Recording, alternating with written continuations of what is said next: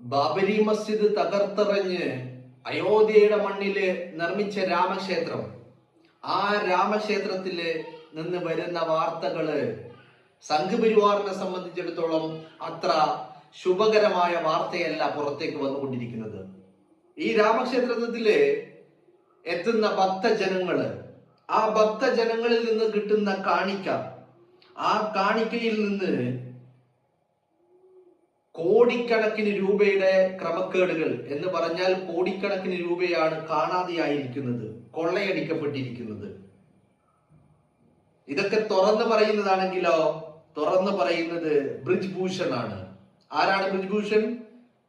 സംഘപരിവാറിന്റെ മുൻ MP ആയിരുന്ന, ദേശീയ കായിക വകുപ്പിന്റെ പ്രസിഡന്റ് ആയിരുന്ന, അധ്യക്ഷനായിരുന്ന വിനേഷ് ഫോഗാട്ടിനെ പോലെയുള്ള താരങ്ങള് വലിയ രീതിയിൽ ഇയാളുടെ ലൈംഗിക ചൂഷണത്തിനെതിരെ തുറന്നടിച്ച് രാജ്യതലസ്ഥാനത്ത് സമരം ചെയ്യേണ്ടി വന്ന ഒരു കൊടും ക്രിമിനൽ സംഘപരിവാറുകാരൻ. ഇപ്പോ MP അല്ല, സ്ഥാനമാനങ്ങളില്ല, ഒന്നും തന്നെയില്ല. അങ്ങനത്തെ ബ്രിജ്ഭൂഷണാണ് ഇപ്പൊ പറയുന്നത്. എന്താണ് പറയുന്നത്? തുറന്നു പറയാൻ, തുറന്നടിക്കാൻ സമയമായിട്ടില്ല. സമയം വന്നാൽ ചിലതൊക്കെ തുറന്നു പറയും. വലിയ ആളുകളാണ് ഇതിന് പിന്നിൽ ഉൾപ്പെട്ടിരിക്കുന്നത്. അവർക്കെതിരെ സംസാരിക്കാൻ ഭയമുണ്ട്. അതുകൊണ്ട് തുറന്നു പറയാൻ സമയമായിട്ടില്ല എന്നാണ് ബ്രിജ്ഭൂഷൺ പറയുന്നത്. പറയുന്ന വ്യക്തി ആര്, അയാളുടെ പാസ്റ്റ് എന്ത് എന്നതിനപ്പുറം വളരെ കൃത്യമായിട്ട് രാജ്യത്തെ അധികാരത്തിലേറാൻ വേണ്ടിയിട്ട് ആണല്ലോ രാജ്യത്ത് ഈ അയോധ്യയിൽ രാമക്ഷേത്രം പണിതത്.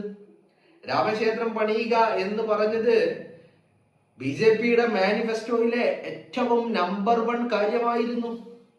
അപ്പോ ആ രാമക്ഷേത്രം പണിതിട്ട് അവിടെ നിന്ന് ഭക്തരായിട്ടുള്ള ജനങ്ങൾ കാണിക്കയായി സമർപ്പിച്ചിരിക്കുന്ന പണമെല്ലാം അടിച്ചു മാറ്റിയിരിക്കുന്നു സംഘപരിവാർ എന്നുള്ള വാർത്തയാണ് ഇപ്പോൾ പുറത്തേക്ക് വന്നുകൊണ്ടിരിക്കുന്നത്. ഈ വാർത്ത അത്ര സുഗമമുള്ള ഒരു വാർത്തയല്ല. ഈ വാർത്ത എന്ന് പറയുന്നത്, ഇത് കണ്ടപ്പോ എന്റെ മനസ്സിലേക്ക് ആദ്യം ഓടി വന്നത്, ഇവിടെ ഇങ്ങ് ശബരിമലയില്, കേരളത്തില് ശബരിമലയില് അയ്യന്റെ പൊന്നു കെട്ടത് സഖാക്കളാണെങ്കിൽ,